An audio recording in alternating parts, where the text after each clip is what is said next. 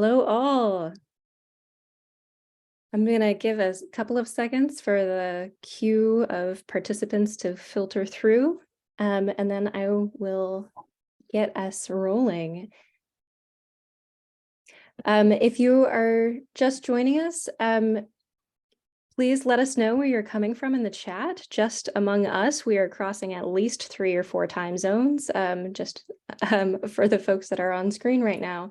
So yeah, give us a shout out. We love having these virtual presentations specifically so that we can reach all you Letterform enthusiasts all over the world. So yeah, please let us know where you're coming from. I am currently in Chapel Hill, North Carolina. I know that there's quite a few folks coming from lots of other places. We got a Boston, we got some California, got some Georgia, Chicago. Awesome. Keep them coming, y'all.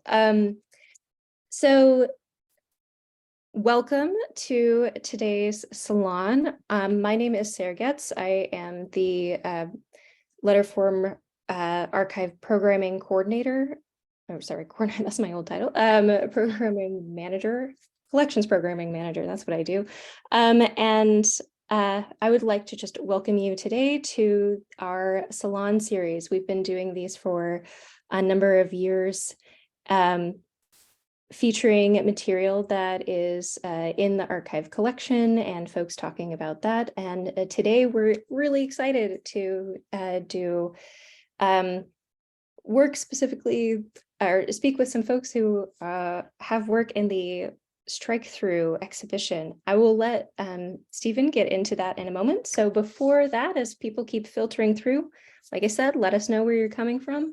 I'm going to give you a rundown of a couple things coming up. So first thing is another online lecture on the calligraphy and typography of Louise E. Jefferson. So she was a Black woman cartographer, calligrapher, illustrator, graphic designer, and author. And this is drawing on her estate, which lives at Tulane University in New Orleans.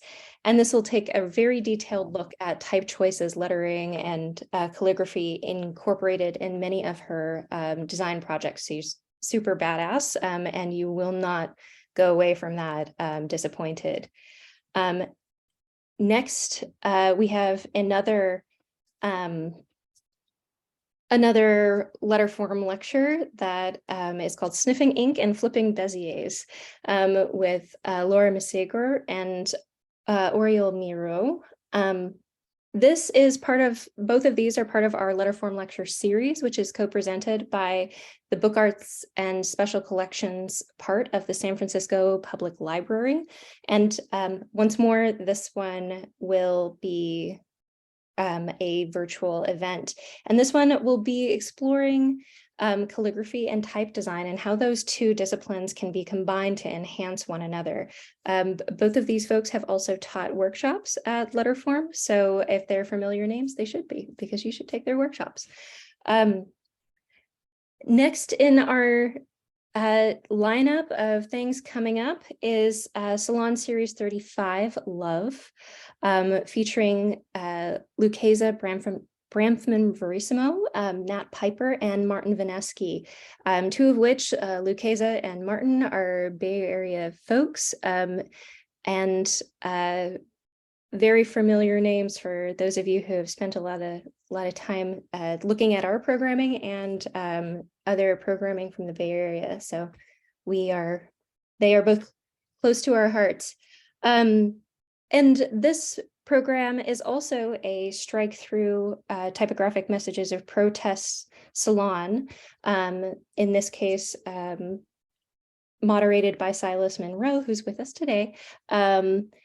And we'll be thinking through the ways that love has been of tough love and tough love as as part of the tradition of protest movements and of community organizing. Calloused love that is earned through hard fought steps, pounding pavement in the streets. This is not to be missed, and I hope to see you all there. So You can learn more about all of these and others at letarc.org/events or letterformarchive.org/events. Find details there. You can also find recordings of Letterform lectures that you've missed, and there are some amazing ones. So please think of us as a resource to you. That's what we're here for. And without any further ado, I'm going to turn it over to Stephen Coles, who is our Associate Curator and Editorial Director at Letterform Archive. You may know him from Typographica, you may know him from Fonts in Use, you may know him from the, oh wow, my brain just disappeared. The book, Alphabet, help me, Stu. The Anatomy of Type. Thank you. That was so long ago, I forget it too. Oh, no, it's a classic. My brain just didn't understand what that word was for a second. Anyhow, without any further ado, I'm going to step back. I will be your Q&A and chat host here. So make sure you get your questions into the Q&A, and I will be moderating out in the back. Thank you so much for coming, and without any further ado, Stoof. Thank you so much, Sarah. We're really blessed to have Sarah hosting these events ever since we started going virtual, which is also both a blessing and a curse. It's been amazing to have them part of this because it makes all of these such welcoming and interesting community kind of projects. This is really exciting for me to be part of the first Salon for Strikethrough. It was a very long but fulfilling process working with Silas and his team to put this show together. And one of the things that we talked about, very early on is how important it was to hear directly from the folks who are part of the show. We have such a mix in this gallery of work that has, over 100 years old, work from people who are no longer with us, alongside really new work from people who are, and often it makes we have mixed feelings about putting some of these pieces behind glass or plexiglass, as it were. And it's really important to us to not only show the context of where these pieces come from in the book and in the projection that you see here in the opening panel of the show, but also to hear directly from the people who made the work, because so much of this is about experience, about place and time, and how people are feeling the actual emotion behind what was created. And so we're really excited to hear from three of these artists today. I just want to give you a quick look at what the gallery looks like if you're able to visit us here in San Francisco at Letterform Archive. You can see actually all three pieces from the three designers, artists here today. You have Rick's poster up top left, right next to Ziddi, and then the jumpsuit there. Not a great look at it from this view, but you have a really nice look on our new online exhibition, which we just launched. So if you're not able to come see it in person, this is a really nice way to get a good sense of the show. A lot of the intro text and some of the section texts are here in this website that was designed by Chris Hamamoto and Ming-Kyung Kim. And really nice imagery that also appears in the catalog. And so I welcome you to check that out. I think Sarah will drop a link to that in the chat. But also just really want to give a shout out to Silas and the team at Letterform Archive for putting together this incredible book, which is more than a catalog of the show. It really is an amazing history of protest graphics with covering a lot of ground. And I really recommend you check it out. And that's not just self-serving, it's also just, I want you all to see how amazing the work is in it. So that's a little intro to what Strikethrough is all about. Let's get right to the folks that we're here to see and hear from. First up is Ziddi Msangi, who is a designer and educator, born in Tanzania, moved to California as a child, and this early experience fostered an awareness and curiosity about history, power, and place, which I think is such a good description. I don't know if you wrote that, Ziddi, but it's excellent, because I was fortunate to see his course in Silas's BIPOC design history, which I also recommend you check out if you haven't seen that that series of classes on pretty much the untold design history. It is really an excellent program, and I think that Ziddi's contribution to that was really one of the highlights for me. So I'm so excited to welcome him here to this virtual stage. Thank you so much for joining us, Ziddi. Thank you, Stephen. And I want to thank everyone, Silas for inviting me, Stephen, Sarah, and my co-presenters, Nikki and Rick. So I'm going to go ahead and share my screen. We practiced this, so everyone hang on here. Let's see here.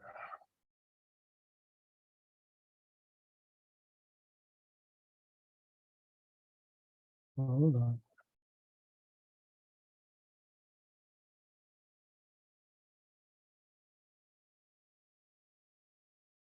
Oh, I have to hit share screen first. All right, sorry. Practice makes perfect, but okay, let's try that.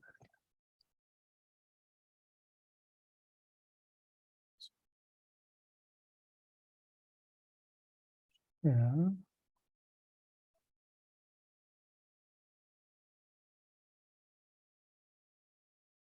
All right, are you seeing what's there? Yes, looks great. Excellent. Okay, thank you, everyone. So good afternoon.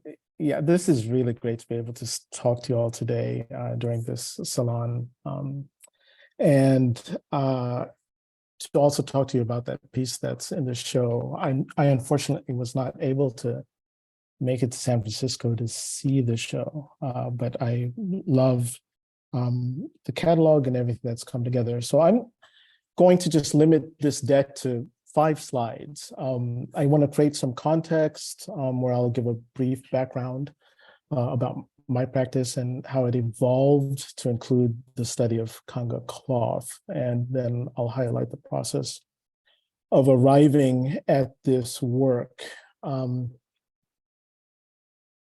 So I do start with acknowledgement.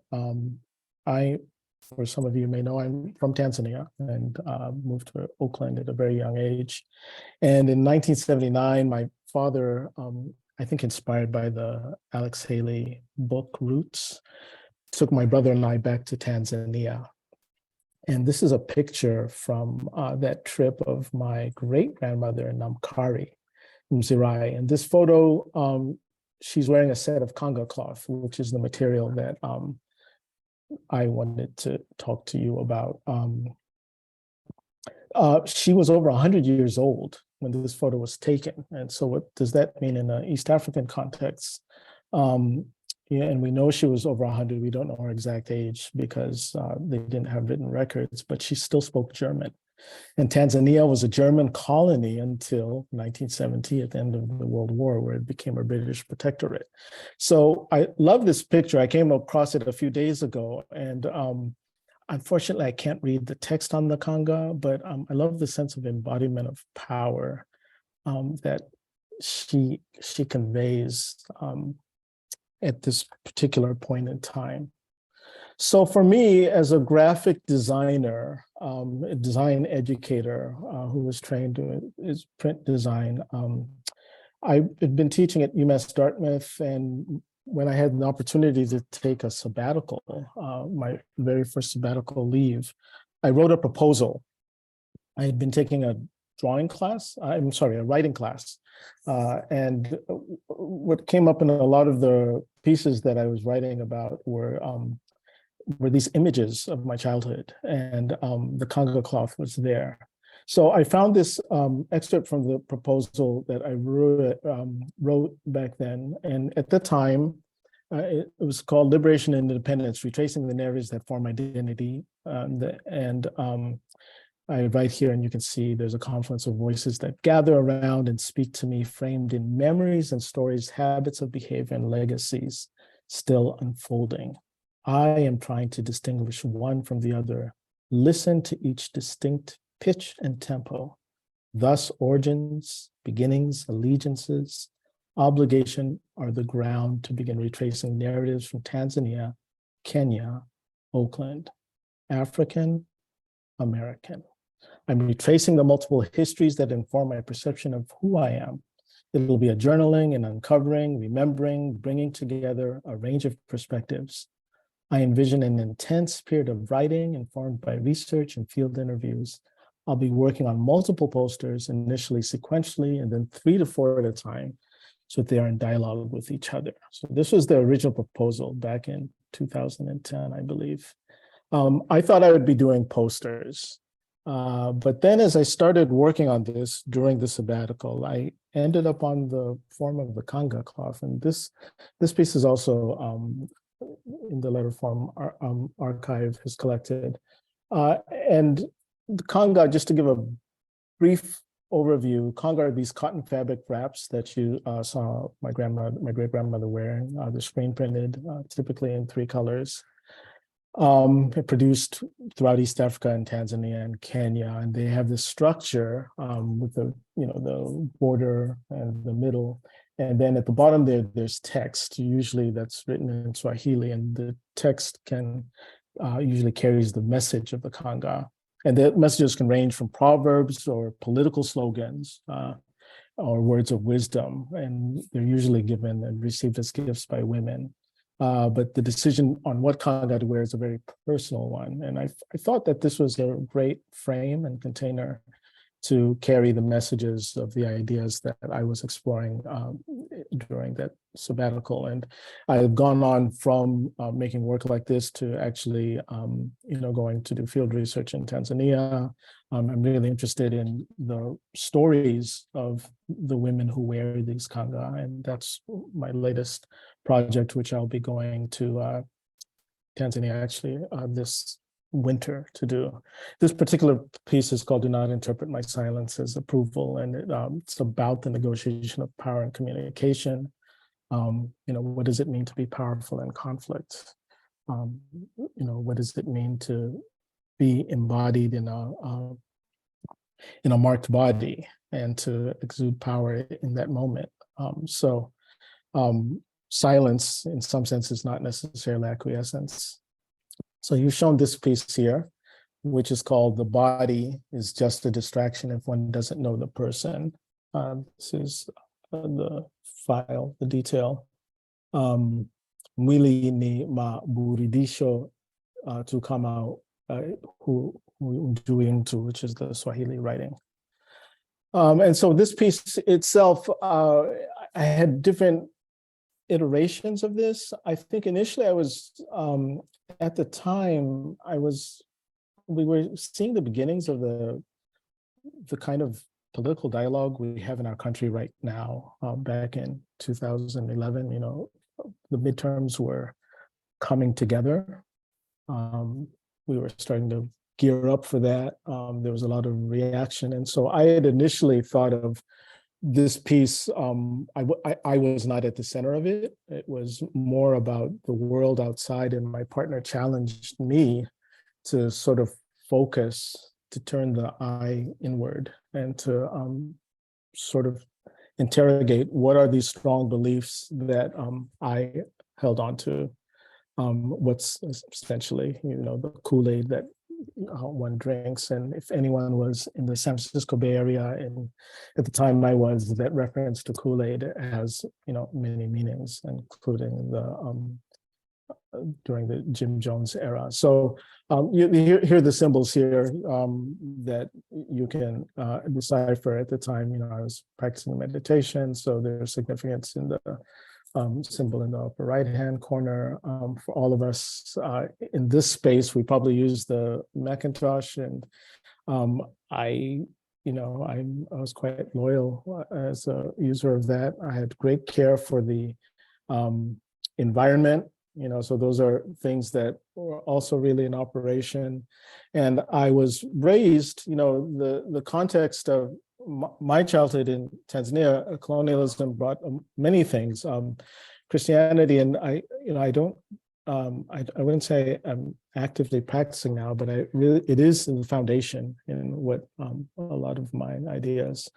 And then, of course, the democratic seal. So, these are just stand-ins for a much more complex person. And so, again, the title, the body physically is a distraction if you really don't know what the person stands for. And this is just another detail of it. So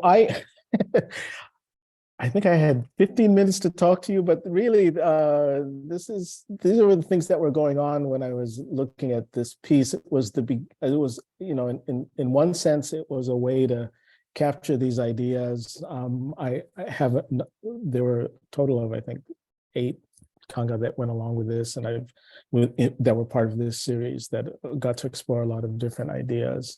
But I've since gone on to really try to understand the context that these are sold and created in.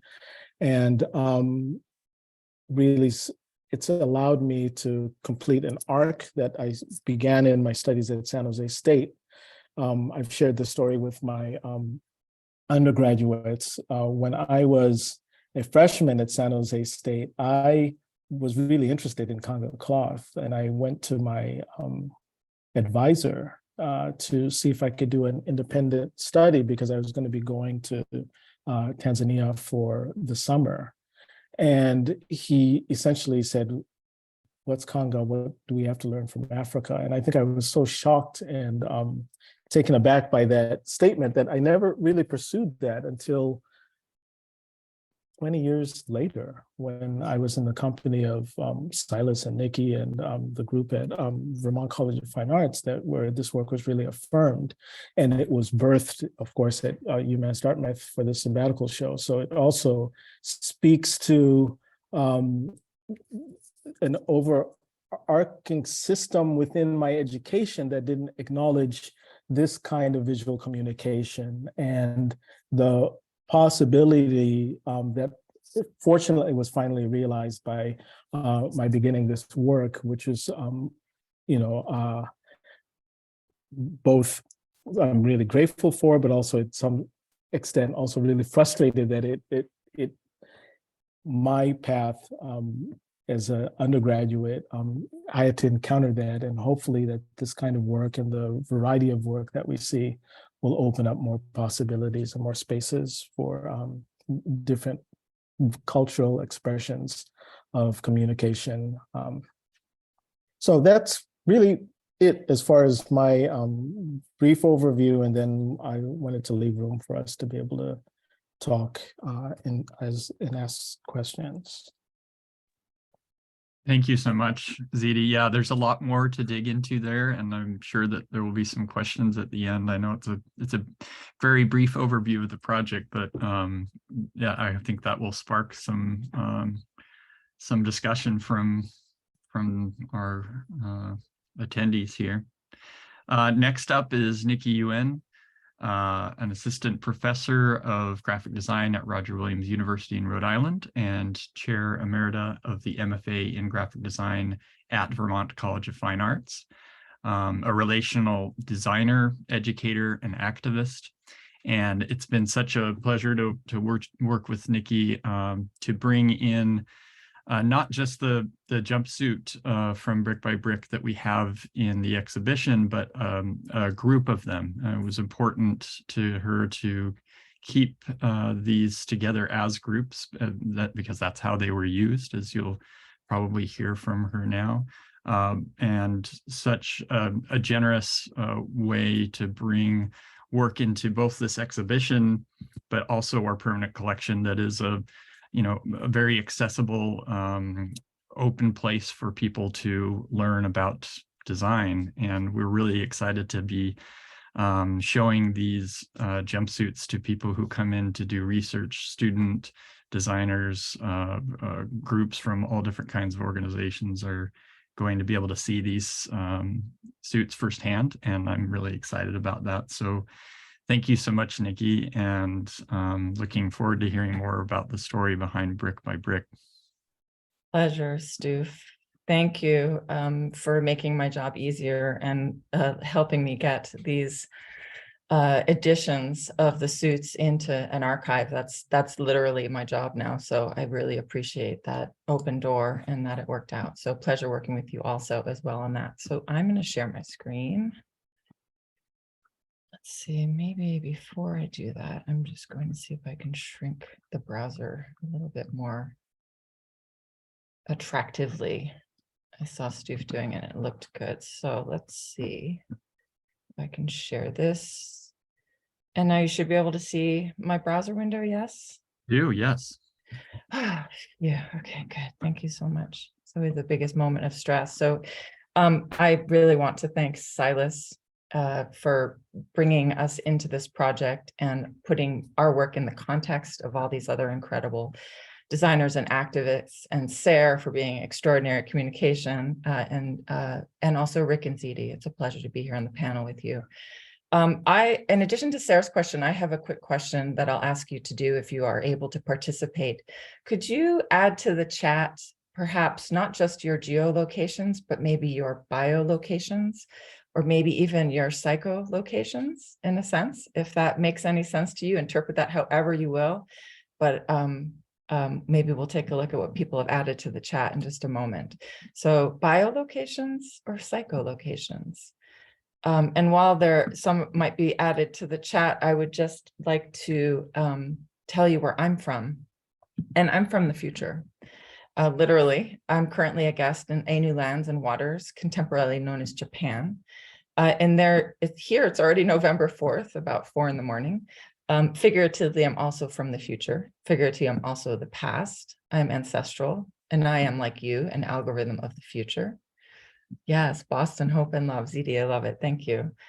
So I invite you today to join me and us all together in ways that you're able. I encourage you to care for yourselves above all else. I have 16 slides. I'll move quickly through the slides and then invite you to a 3-minute collective care exercise. I hope that sounds okay to you.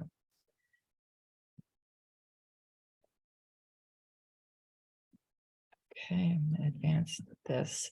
So as Stu said, I'm a relational designer, and that means that I'm interested in relationships and interactions between humans and ideas and buildings and cities and countries and networks.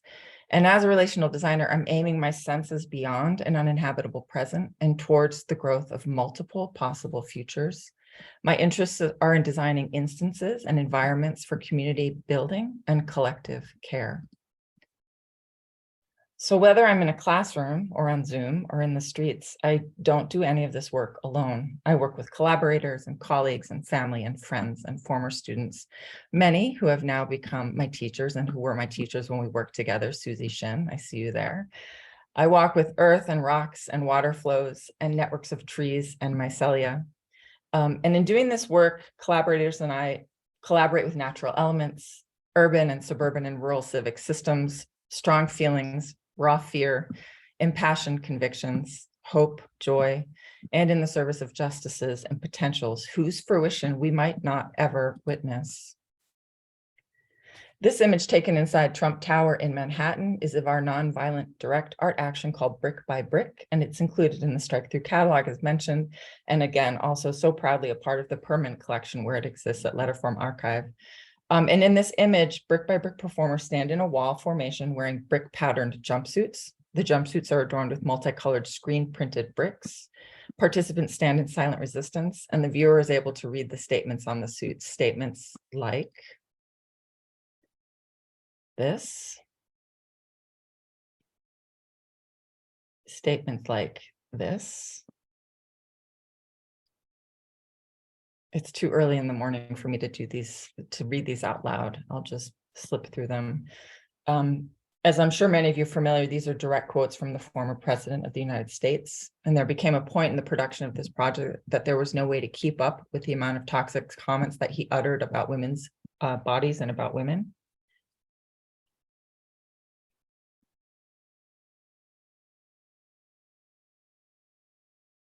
Another supernova in my collaborator constellation is my Brick by Brick co-director and the founder and designer, Sarah Sandman, of Brick by Brick. And Sarah, along with Andrea Lauer of Risen Division, designed and produced the original edition of 250 jumpsuits.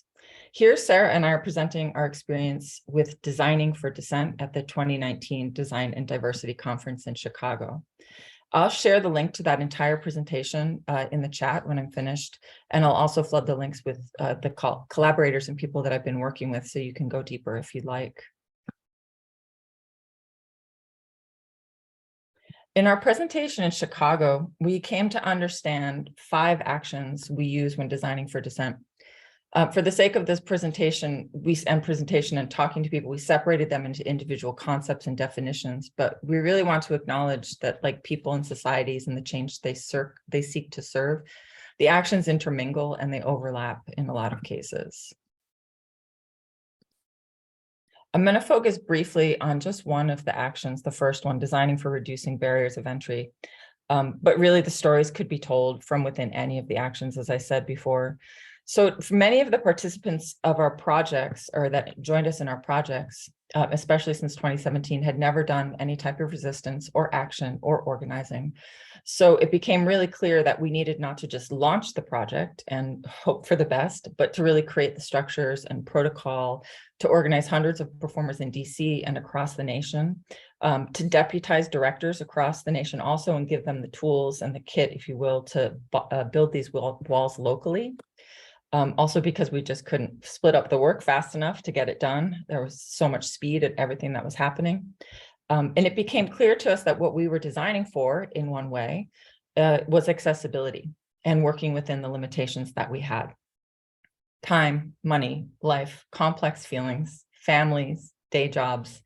And a lot of the project centered around participant education.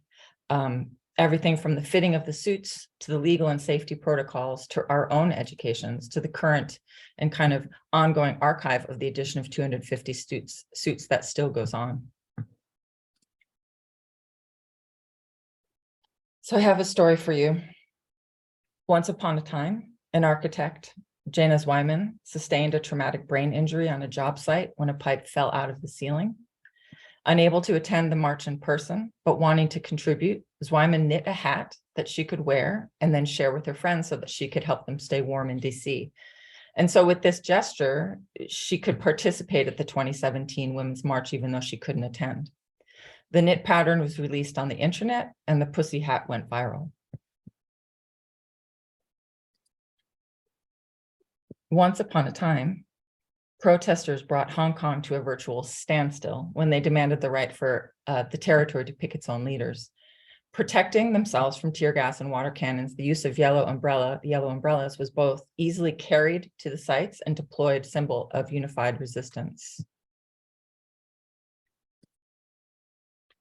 Once upon a time, protesters adopted the widely available yellow safety vest to wear their very protests of gas prices rising in France. That movement then morphed into a protest of Emmanuel Macron's unjust labor policies.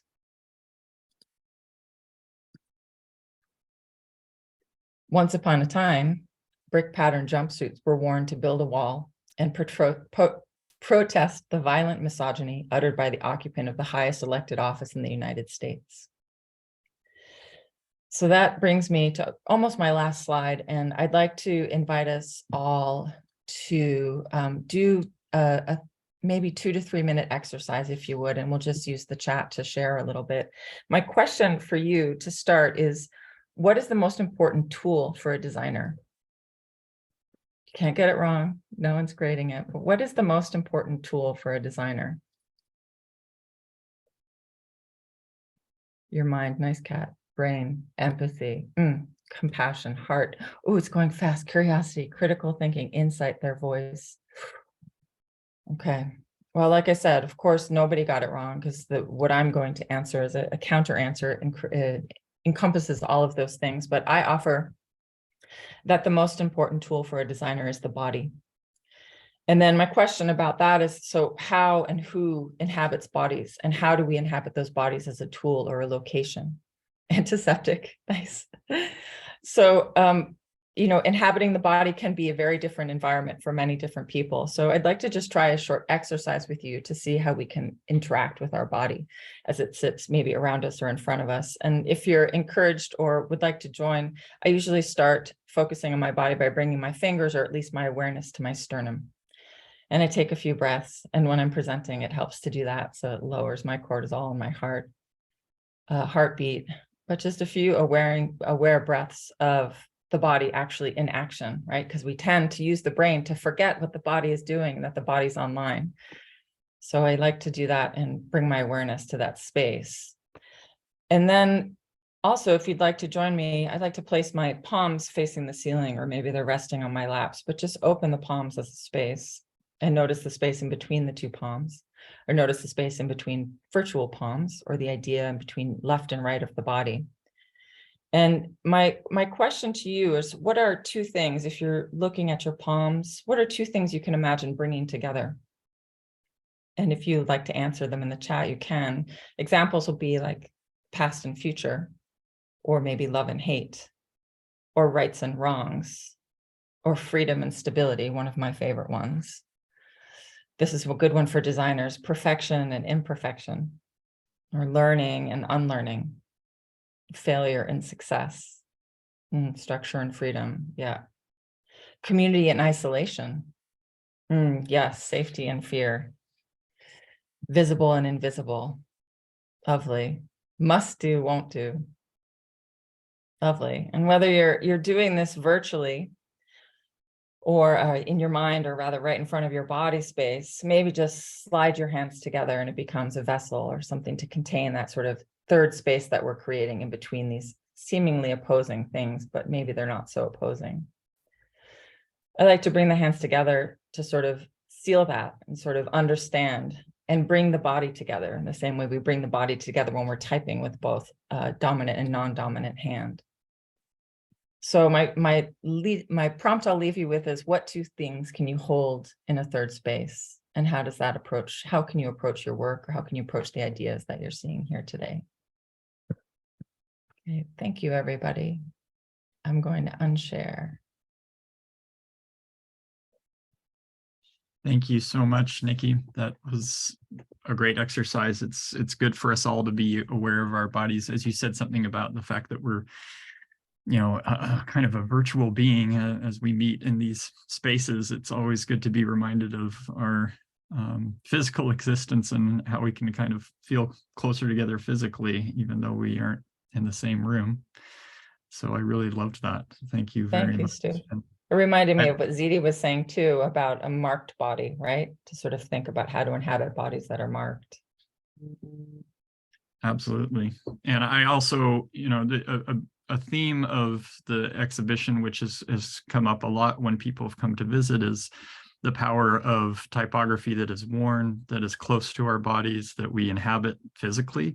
And we were just so grateful to have the jumpsuit as a really the first iteration of that, the first example of that in the show, because it really got people thinking more deeply about how they can use typography and design in a way that they're usually separating from their body, putting it into, a printed piece or online, or some way that it's no longer feels connected to them. So such an important part of the show, and I'm so glad you were here to present with us. Thank you. Our next and last presenter, and as we hear from Rick, I welcome everyone to ask questions in the Q&A section, because we'll have an opportunity to talk to everyone then, and it can be a question for any individual speaker or for all three, and along the theme of designing for resistance. or anything that came to mind as we were talking today.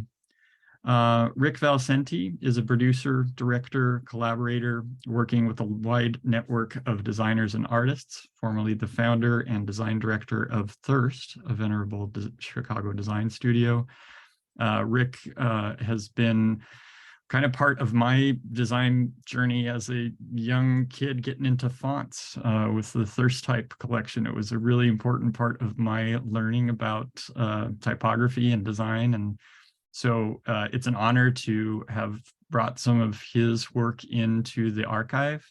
And there were many things that I was unaware of until we received a nice collection of posters and other work from Rick, and one of those was the piece that's in Strikethrough, and later came a bunch of process material that helped support that project. And so we're really as an organization, we find process is super important in telling the story behind graphic design. So we're really grateful to have that donation, and grateful to hear more about it from Rick today. So thank you so much for joining us. My pleasure. It's an honor, actually. Thank you, Stephen, Nikki, and Ziddi. It was both fantastic personal presentations. I am going to share my screen here, and you can all read along with me. So here we go.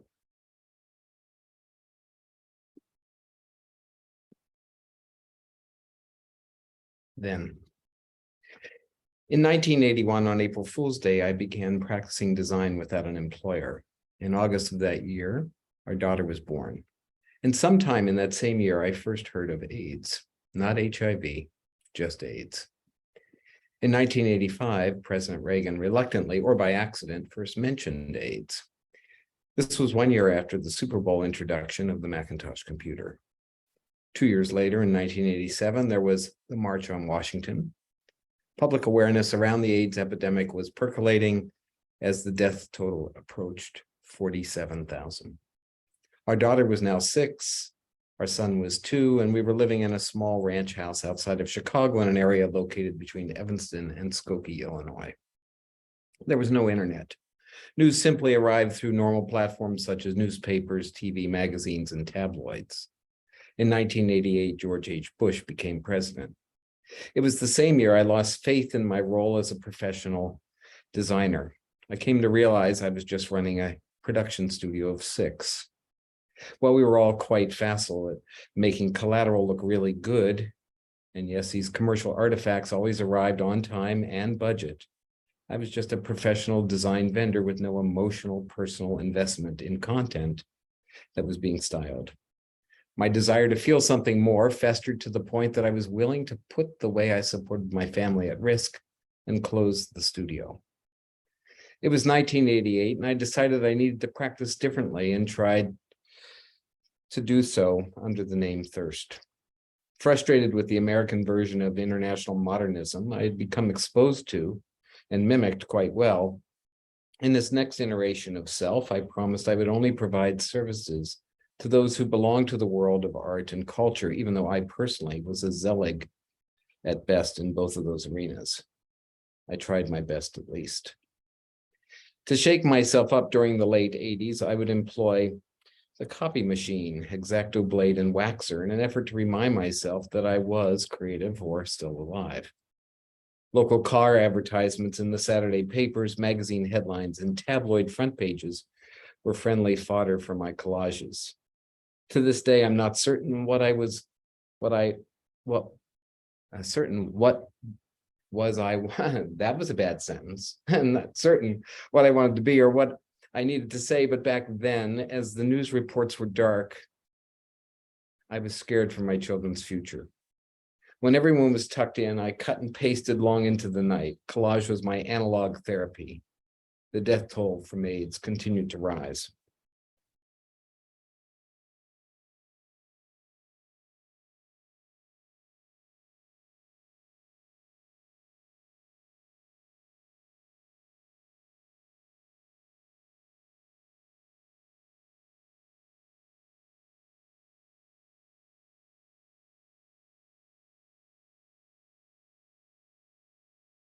There were no clients for these collages. There were no telephone poles that needed wrapped with these messages. There were no marches that needed signs, or at least these signs I made.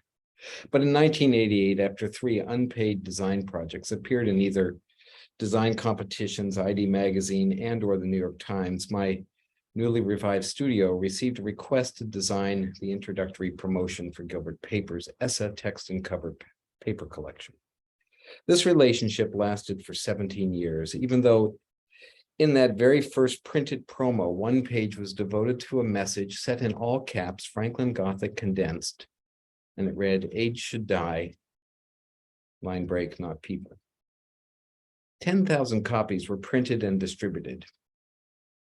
I can't imagine doing something like that today. I can't even imagine having made that presentation. During those 17 years, I was invited to speak to design organizations and many times on behalf of Gilbert. In exchange for my time, I would design a commemorative poster, 24 by 36. The skies cry acid, the seas bleed. I never intended to be a geek.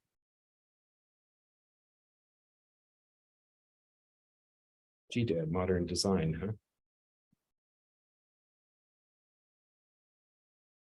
Don't talk to strangers.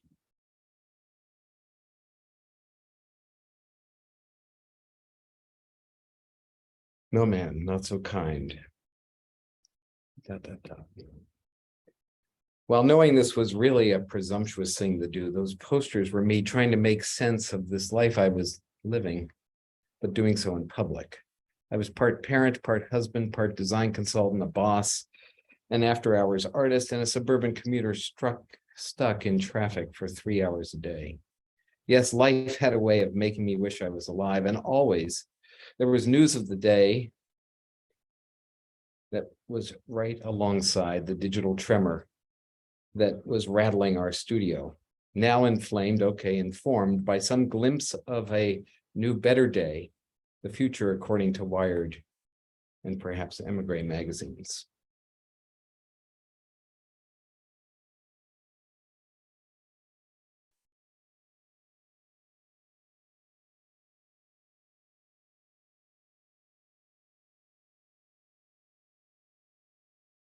I often wonder if I'll have anything profound to say.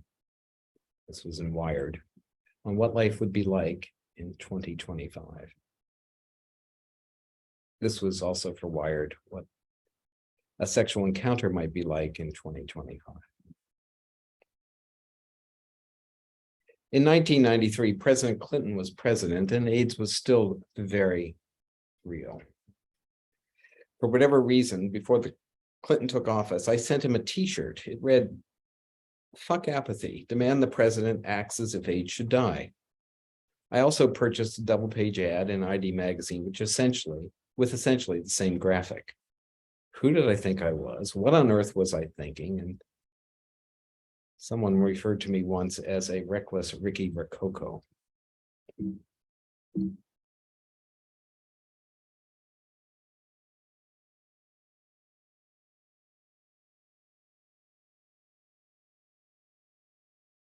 This was letterpressed in San Francisco by Julie Holcomb, 4 panels. I received a letter signed by then President-elect Clinton saying, "Having extra t-shirts on hand is very important to a jogger."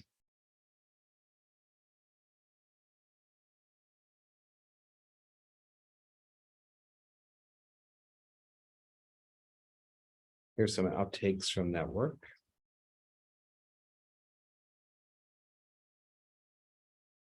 These were included in exhibitions actually here in Toronto, in what I believe is the Mies building on Front Street. They were large in scale. The Letterform Archives now has them, or has the originals.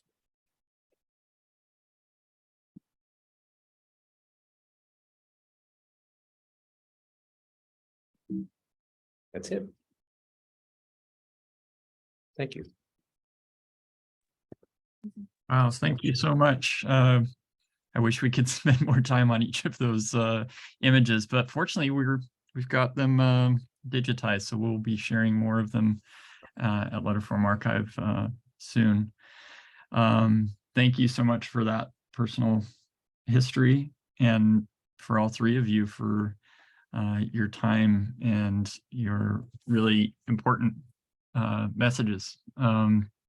I would love to open up the discussion I was thinking back to something that Ziddi said about his surprise of not having learned about Kanga until, from the design education system until he did. And I wonder, if for each of you, if there's another aspect or another history, another designer or thing that you think we all should have learned about in design history earlier on.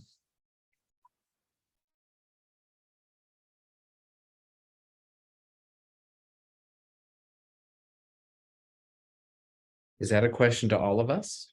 All of you, yeah. I want to just say that it took decades to discover, and I wish someone had sort of handed it to me on a piece of paper, that the medium of design could be used in ways that one might, make sense of things for themselves, not just manipulate perception for somebody else, but to actually make sense. That in and of itself is, for me, a kind of activist moment where I could use this medium and it could reward me with just a glimpse, a mirror, a perspective. And I think we saw that in both Nikki's work and Ziddi's work.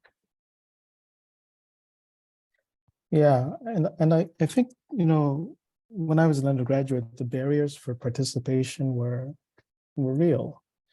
You didn't have access to, first of all, just seeing, like the way we're communicating now was unthinkable. So I feel that one of the great things has been also to look more deeply into the great archive of histories and stories that we all come from, that one can draw from one's community, from one's lineage, from one's background. I come from,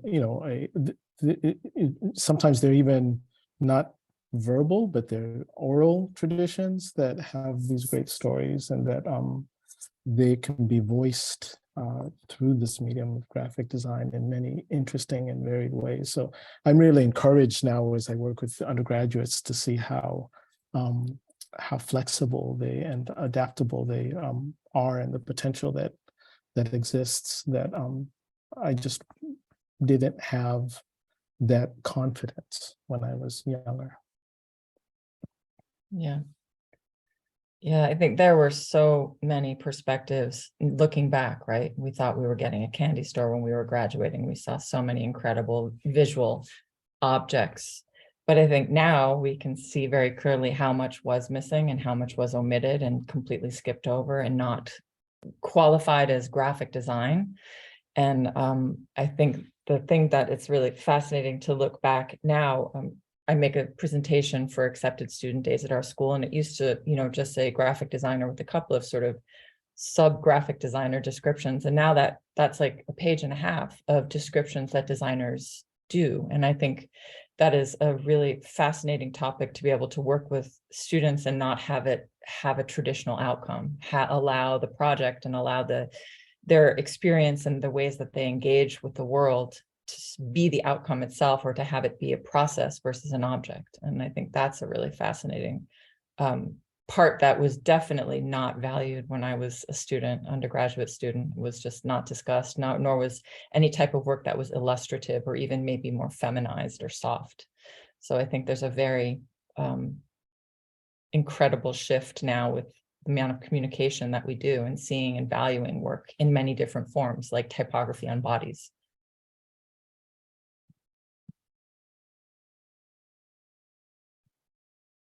Thank you. Yeah, going back to what Rick said about design being not just something about for other people to see, but for you to help, express something or realize something personal. We had a really great example of that in our Letterform lecture this week with Hunter Saxon III, who gave a talk about his piece that's in the show, where he uses calligraphy in very ornate kind of ways, kind of antiquarian ways, to talk about current issues, and not necessarily in a way of protest, of trying to convince somebody of something, which is a huge part of what the show is about, but also in helping just himself respond to these moments of distress or concern or urgency. And I think that's a really important reminder that this is a tool not just for persuasion, but for also just our own way of coming to terms with the world. So thanks for mentioning that. Are there any, do you have any questions, Silas, for this group? Yeah, I was going to kind of follow up to your last comment, Steve, and thank you all. I'm really inspired, and like there was a reason to put you on the show, but to see this personal experience was really powerful. But Steve, I like what you were talking about, catharsis, like the practice of design as a kind of like pathway for catharsis and healing, which I feel like you all demonstrated in your presentations. I don't know if each of you wanted to briefly expand on that in terms of like how that's happening for you, or maybe like entry points for others who want to do that in their work.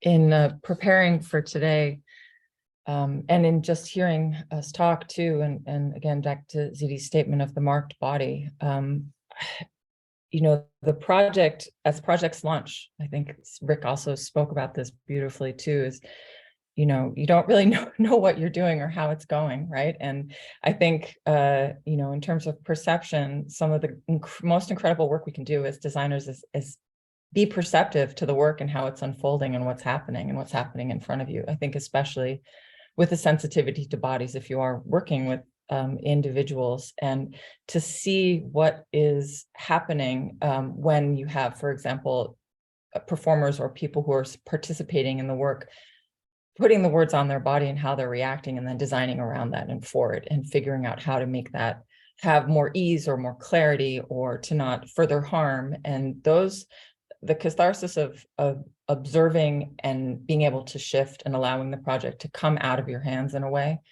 that, we all have great planning abilities and detail-oriented ideas, and maybe tend to like perfectionism a little bit, or attempt at it, and to sort of be able to shift out of that and allow it to have its own life, I think has been some of the most teachable and rewarding in hindsight, and extraordinarily powerful moments when you see them happening, right? And you don't really design them or think about them. They just start happening within the work.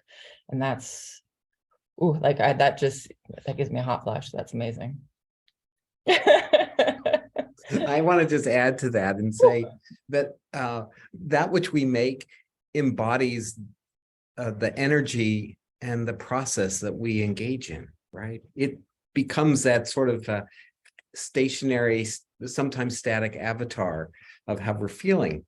And it reminds me of a time, it must have been 15 years ago or so, that I was having a difficult time, and I went to a holistic medicine doctor.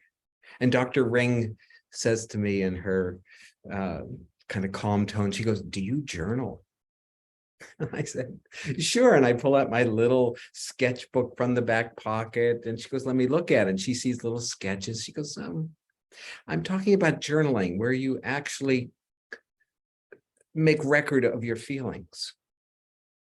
I said, "Well, I don't really do that." And so she pulls out an 8.5 by 11 piece of paper, and on it, in justified, wide measure legalese or medical type, it describes what one should do. So I read it, and I decided, well, okay, I'm going to journal for myself. But I didn't want to journal in a kind of book form.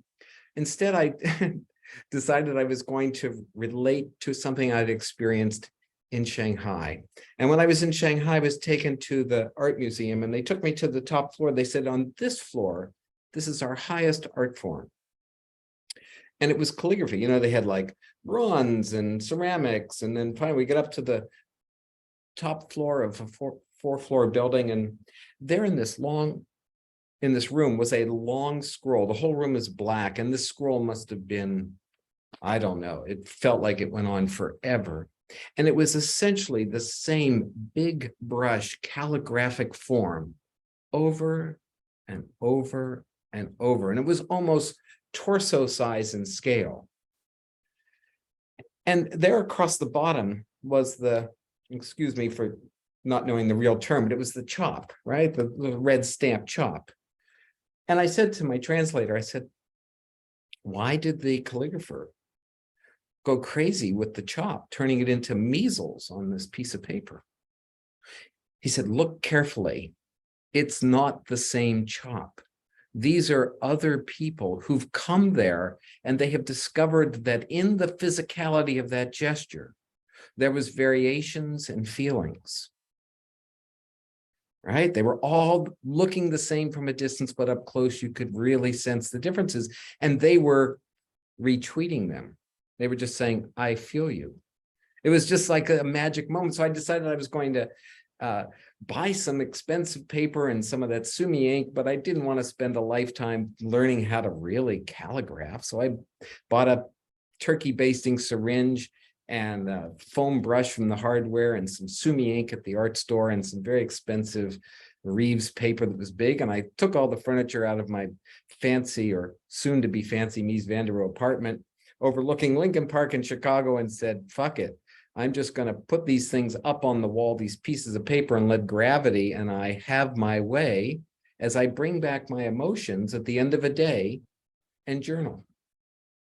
And on any given night, I would make 20 or 30 of these things that I would lose myself in, just chasing the gravity of ink. There's no undos in that moment.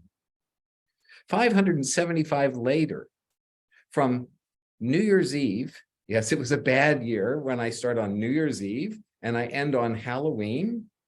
There were 575 of these things and an apartment that was completely covered in black sumi ink. What I learned from that was that the rage and the expressiveness in those early journal notations calmed itself down.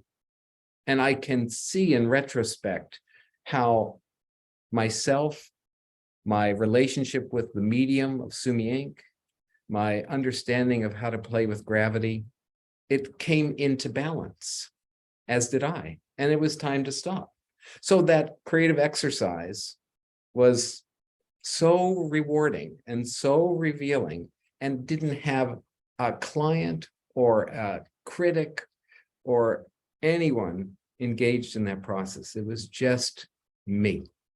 And I thought that was something pretty powerful about the medium of design and the tools in our profession, at least at the analog level, that could serve a function far greater than making just mark on paper.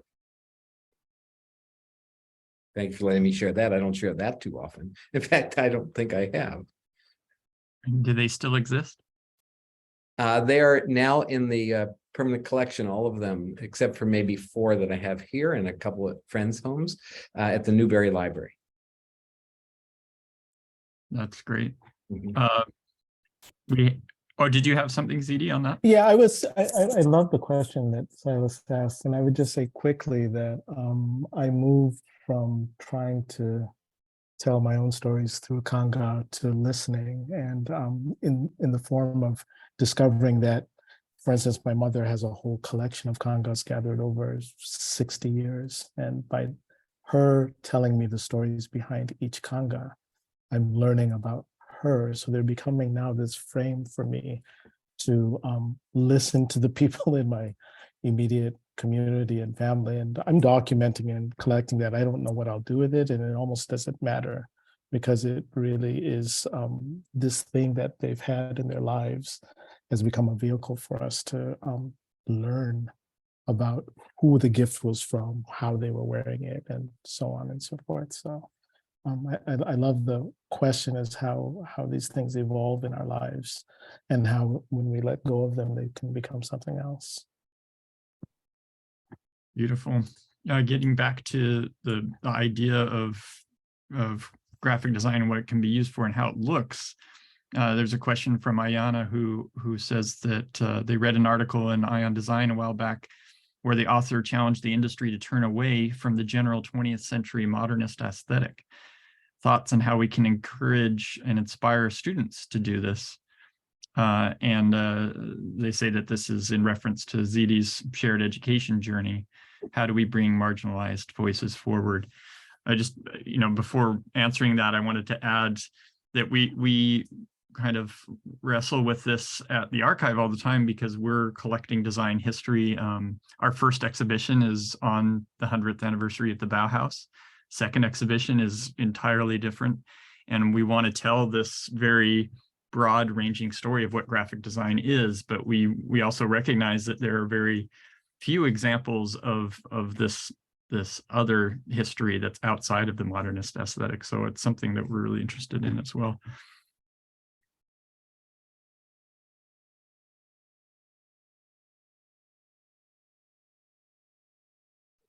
Was that a question directed at me? I would like to just make a comment on that. Yeah. That comment. I think we might do well to sort of stop thinking about design in terms of how many reproductions and impressions it can make. Because at the end of the day, it really is a one-to-one exchange, right? It is that moment of communication. And when it gets to be one-to-one, then we behave different. We listen, we respond, right? I think we shake hands, we learn to trust, right? We maybe smile, we awaken something in someone else. It's all of the things that belong to real human presence. And with the sanserification, and I borrow that term from someone who I believe is listening, he's a fine typographer named Jem Eskenazi. He calls it the sanserification of all of our messaging. And he's right, because it's been this commodification of that, seduction to consume that gives us this thing that we call graphic design, when in fact, if we're really using graphic design or communication design, we might do better to just sort of like remember that there's humans in this equation.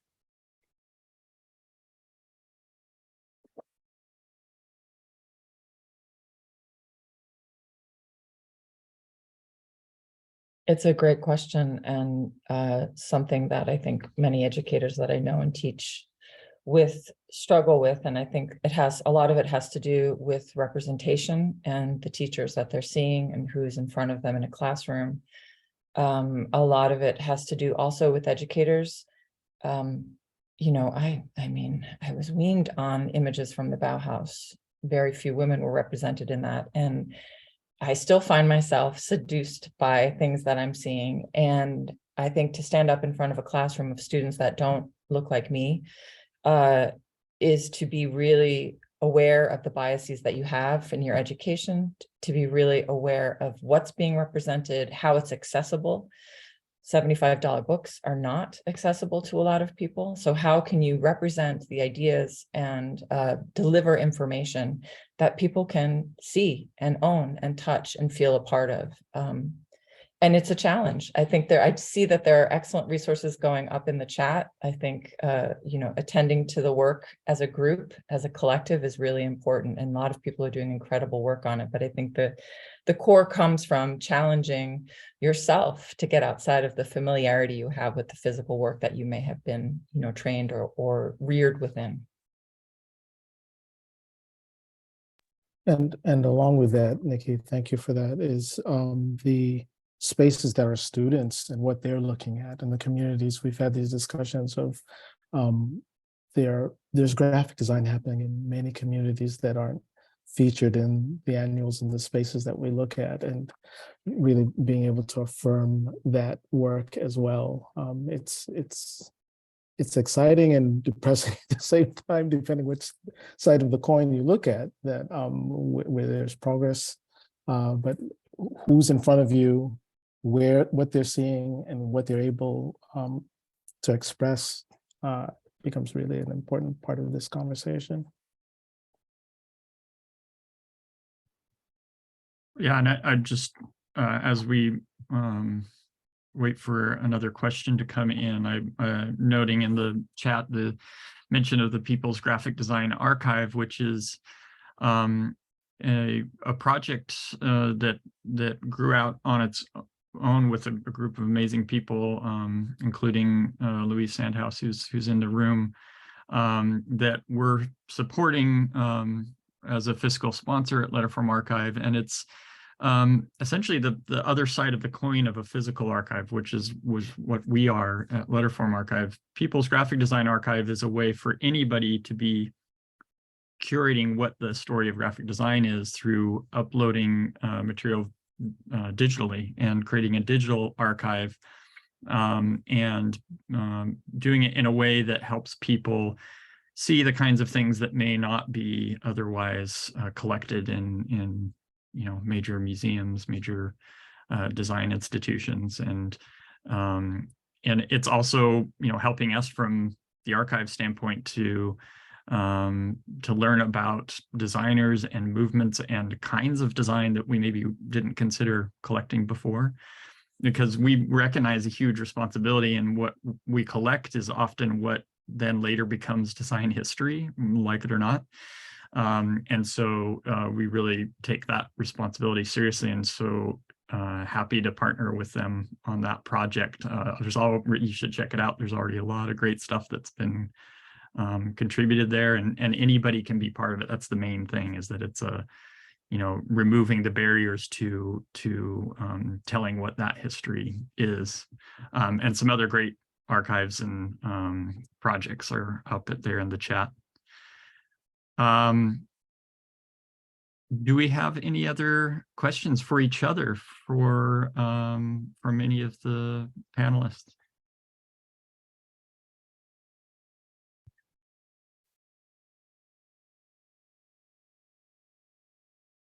Silas, what's the next book? What's the next project, man? What are you working on now? We're continuing to wrap up the manuscript for Black Design in America, which came out of the BIPOC Design History course that was mentioned that Ziddi participated in. So trying to eke that one out currently.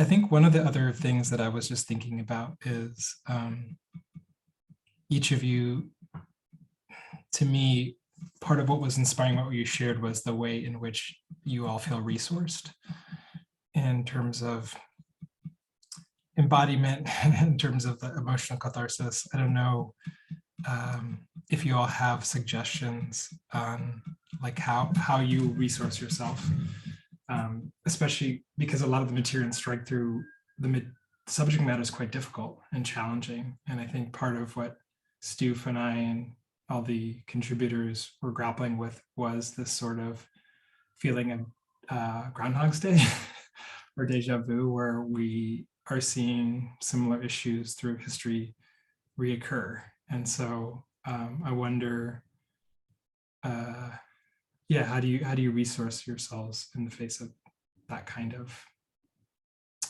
recurring pattern or patterns? I might be able to shed a little light on that question as I share an experience I had in the classroom. A few years ago, I was doing a year-long class at Loyola University, which is on the north side of Chicago, on gun violence. And not only had that community had some shootings on campus or adjacent to campus but it was sort of in every headline every day in Chicago. And there were those in the class who had had gun violence in their background, and there were those who were from the burbs, and it was not even on the radar. So some of the speakers that would come in every week, we had somebody, whether it was the ER doc from the hospital on the South Side that got the most shooting victims, or it was Emory Douglas or whoever. On one occasion, we had Amanda Williams. And Amanda Williams is MacArthur from this year, but she sat in the class, and the class had physically divided itself between those who wanted to participate and those who could give a hoot. And she looked right at the group who was not so responsive to doing anything creative with this topic, not even willing to send a sympathy note to the family members of young kids who had been inadvertently shot that weekend.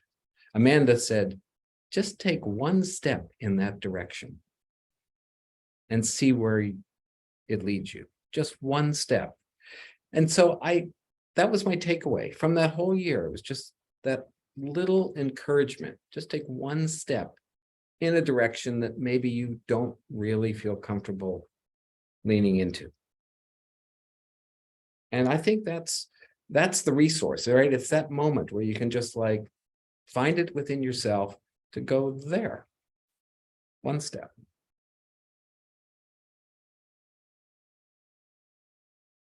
Thank you, Rick. That's a great way to approach some very fearful spaces, right? To just take one step. And to that, I add collaborators, colleagues, people around you. Keep your tribes, love them up, let them love you up. I think that's really necessary. I think tapping out of this work is really important. Pressing pause, stepping away, because as Rick was saying earlier, before we started speaking, the news cycles are incessant, right? They don't stop. There's something, it feels like it's accelerating. I'm not sure what that's like for me in this decade of my life, but there's an acceleration in the crises or the communication of the crises that are happening. So that tapping out and knowing that that is smart, the sustaining the body as tool is very necessary, because you know how quickly that becomes compromised, right? We've all experienced it. I'm assuming, but I think I'm pretty safe to assume that. And then what I added to the chat, I go back to this all the time because I get asked this question a lot. You know, how do you do what you do? What are you doing? How do you sustain it? And it really is being points in a constellation, remembering that you're a point in a much bigger network that you don't necessarily know, see, understand. You may never know. And that we won't really benefit from some of the efforts that we're making. And the people around us might not benefit entirely from those efforts. And that, you know, that becomes another point in the conversation to work with. How do you work with that notion that you can't, as designers, we do solve things. We know how to get stuff done. So it becomes a very difficult engagement. Like, well, what do you mean that protest didn't make this stop? That, you know, wait a minute. But you have to get comfortable with that. I mean, I think to do this work and sustain within it, and to have, you know, continue to have, I'm not even going to say it, I was going to say success, but to be along with it is to know that it's not about what you're doing in that moment. I think I'm here because of all of the people around and behind me that I have never met. Thank you, Nikki. Yes, that our communities that we draw from. And, you know, I started my presentation with this image of my great grandmother, because that's a community that I haven't really lived in, but it's been there, and it's the history that precedes me, and we are going to be the history that precedes someone else moving before us. But just being rooted in the world with the people we are close to becomes maybe the most important, you know, sustenance as we move forward. So yeah, I rely a lot on sense of ancestry and possibilities, that they just got up and kept going. They dreamed of a tomorrow they could not see, but knew it would be there.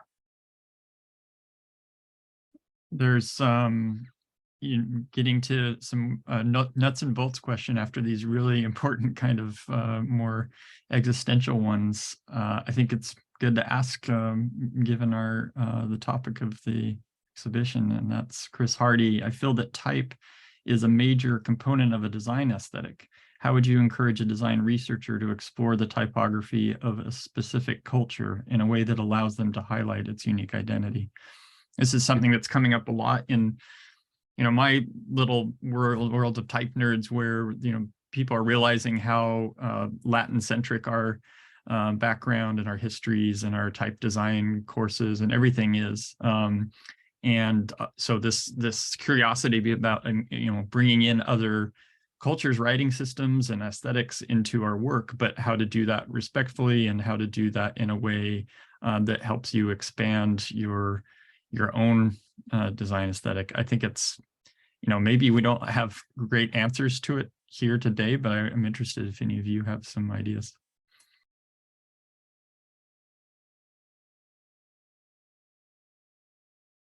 Okay.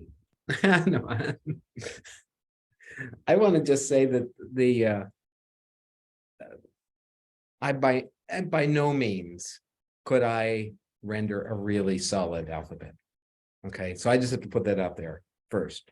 But I do admire the letter forms, and I admire them because, like a handful of other art forms, film, music, right? The letter form embodies so much about the moment that it was made, right? It encapsulates it. There's like 26 letters, and yet the way it's re-rendered is not only about the moment in time, but also about the person who chose to place those contours where they place them and still have some form of legibility. It can hold rage, it can hold calmness, it can hold beauty, it oscillates all over the place. And it's just a contour on a letter form. It is like the most fantastic avatar of what we have to say. So to me, that's really the beauty of these letter forms. And when I used to find myself like looking at old wood type or holding old metal type, it was like, how many messages did that little strike carry in its lifetime? It's like, that's a fantastic, I don't know, that to me, it was like, oh my God, right? I can get all whatever, but I love the letter form for its ability to do just that, to sort of like carry the moment.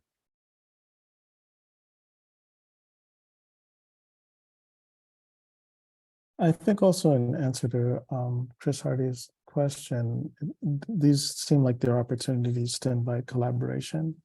I mean, I think just as one would learn a language, one has to be sort of invited and to be a part of it too. And, there are questions of permission and respect and honoring, but it seems to me that there's a great opportunity in all of the way we reach out into the world to just connect. And through mutual connection, we can get to somewhere where we couldn't do it on our own. Mm-hmm. Thank you, Ziddi. Agree. To Chris's question, not a type teacher, not a type designer. And I think, but standing up in front of a classroom is something I can speak to, and talking about things that you don't necessarily have alliance with, is to just, be very overt about the place where you come from and how you're represented in the work, to explicitly say where it's from and who designed it and what it's all about. To say that you don't know, right? That's a very powerful thing to say in front of a group of students. I don't know exactly. I don't understand this entirely. I'm in Tokyo right now. I can read nothing, right? These dislocations are really like humbling spaces. And I was just thinking, this is a little like curveball-y, but I'll just go with that theme. And to think about the other space of type is we're so enamored with the letter form, the glyph, and also to think of how much of the type is made up of the interstitial spaces, the spaces in between forms. And I guess that's where my work exists thematically alongside type, but to really be aware of the spaces in between the letter forms. I think that's both metaphoric and physical. Beautifully said. We've got one last question in time for, it's very appropriate for the moment. Christina asks, if there's time for any of you to share, how do you recommend tapping out when doing so can feel so precarious and a high risk to a design practice? We have about just a couple of minutes here, so. You're going to have to add about a half hour now to this presentation so we can answer this question. Come on. This is like the best question. Thank you. I'll go quickly. Tapping out literally means I have the privilege of being able to step away from teaching for this semester, caring for an ailing family member. So it literally means putting your work aside a bit. It means leaning on colleagues like Ziddi and Silas and all my other colleagues at Roger Williams. It means understanding that stepping out is actually stepping into a better conversation with yourself, so you're there to do more work later. And it can mean allowing yourself the permission to not check the news that day, right? To not go down that rabbit hole, because we know what that can do, and the news will be there. So tapping out can mean that and many other things. Yeah, for me, it's giving myself permission to truly enjoy watching something that I want to watch, and finding those spaces of small little moments of joy. And I do teach, so I do have the privilege of being able to have time to myself to some extent, but really relying on our community, my partner, and my colleagues, and not listening. Well, I like the news, but that's a tricky one. So I'm still learning. I love the fact that we are able to give ourselves permission. Thank you both for bringing that up. I'm going to give myself permission to walk our new little dog after this conversation. Thank you all so much. This has been fantastic, and I really appreciate all of your generosity and time. Silas and I really have been one of the joys of putting the show together is meeting and working with people that we may, there are other opportunities that Silas has had, but I've not had to work with all of you. So really appreciate this, and I'm glad that we can record this and share it with more folks that couldn't attend today, which we'll do soon. We'll be able to share it with anybody who's a Letterform Archive member, and anybody who attended will also get a recording. So thank you all so much for joining us. Thank you, Sarah, for setting up and organizing this space. And yes, we're giving ourselves permission to tap out now.